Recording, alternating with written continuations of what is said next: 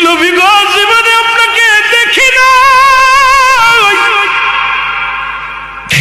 আপনার আমার মাওলারে আমি দেখি নাই, না দেখে আমি আশিক পাগল হয়ে গেছি।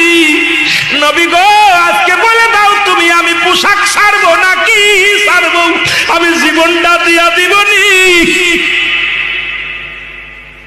ইলহামের মাধ্যমে শুনতে পাই,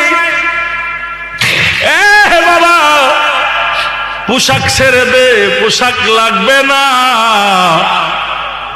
যাকে ছাড়লে হবে জাহান্নাম অন্তর ঠিকানা। এই দুনিয়ার সব ছেড়ে দে রে হুজ্জাব, তবু কালেমা ছাড়িস না, নবীর তরিকা ছাড়িস না।